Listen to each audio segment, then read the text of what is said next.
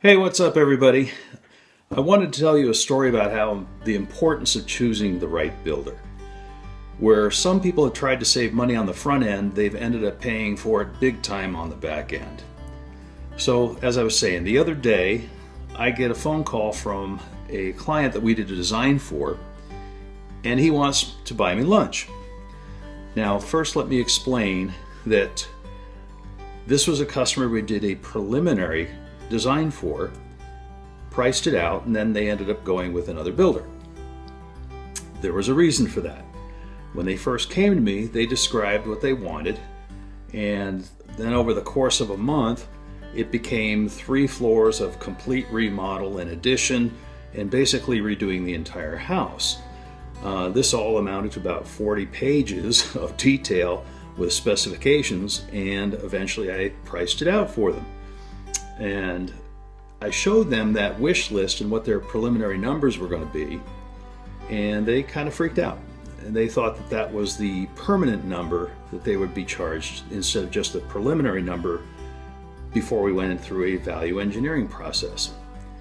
Well, they were out of town packing up at the time, getting ready to move up here, and they called a realtor, I think, and the realtor said, "Oh, you got to try this other builder." So they ended up meeting the builder. He gave them about a 2-page detail. They signed a contract for a cost plus project and agreed to go forward. Remind you, I gave them 40 pages of detail and he gave them 2.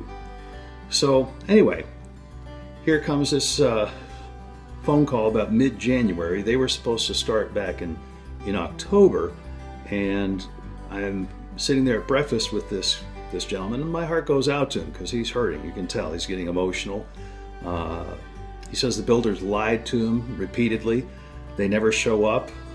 They never call to say that they're not showing up. Every time they get into some billing, all of a sudden the things that they're being billed for were not included in the original project scope. They're being charged extra in change orders, and it's just crazy. So now he starts to see that there is also quality issues.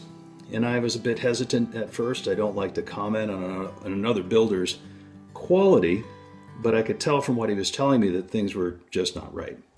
So anyway, I did agree to go down and take a look at the project. I got there that afternoon, walked in. First thing he says is, "Hey, would you mind taking a look at the shower? They're having a hard time getting the tile to stay stuck down in the pan."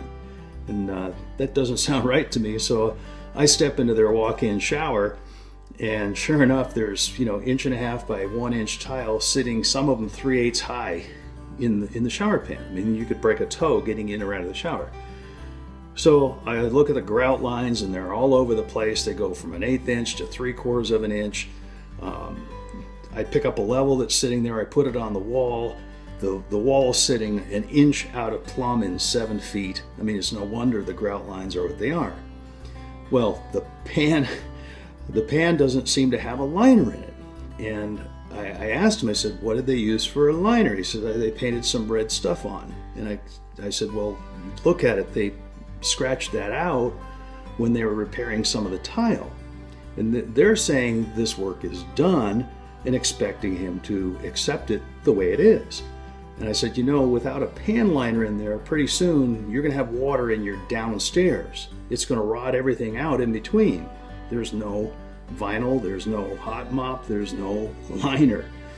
And so he's freaking out. He's realizing he knew it was bad. Well, I look over, and they've got the plumbing for the vanities where the cabinet's supposed to go running up the outside of the drywall instead of coming out of the drywall. So now when he gets his new cabinets, he's going to have to cut these big grooves up the back side of the cabinets to get them to sit flat on the wall. These are brand new cabinets. It's like, what are they thinking? So anyway, I start looking around, and the framing. I'm sitting there, and it's like, wait a second. They used 2x4 walls. They're supposed to be 2x6 walls to pass code because you can't get enough insulation in a 2x4 wall. It's clear on the plans that it's specified, and the code specifies a 2x6 wall. And as I'm looking, I'm realizing, my gosh, they didn't even build to the plan. Not the plan I designed, not the plan I originally quoted. They took 3 feet off the width of the entire second story addition, which all came out of his master bath suite. I was like, well, I can't even understand what they did. It's like they took the engineered architect's plans and threw them away and just went, improvised. So anyway, eventually I just said, hey, I can help you kind of figure out how to get lien releases on this if you want. Up to you what you want to do with your current builder, but you really need to be careful in how you're going to separate.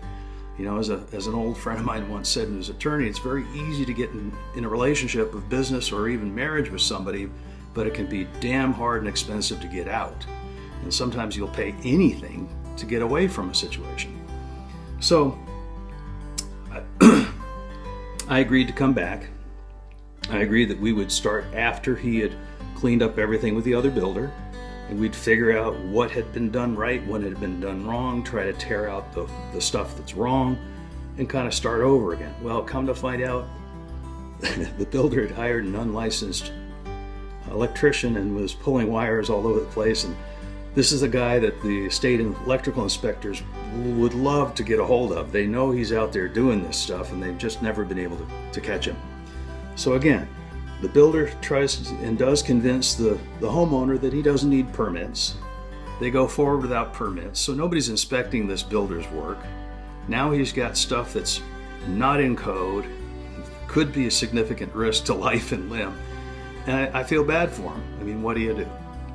Anyway, so this is the importance of choosing a good builder. It cannot be understated. So guys, just be careful what you're doing out there. Good luck. Choose the right builder. If you are looking to build or renovate but are concerned about choosing the wrong builder, then make sure you download our free guide that will give you the 7 questions you must ask a builder before signing a contract. Building or renovating your home is probably the biggest purchasing decision you will make in the next 5 years. Discover how you can select the right builder and make the entire process easy and enjoy a stress-free experience. We'll explain the tricks builders use to confuse clients and how you can easily avoid falling victim by asking a few simple questions. That's why we're giving you our comprehensive guide of everything you need to know absolutely free. Click on the button below to get your free guide and avoid becoming another building industry victim.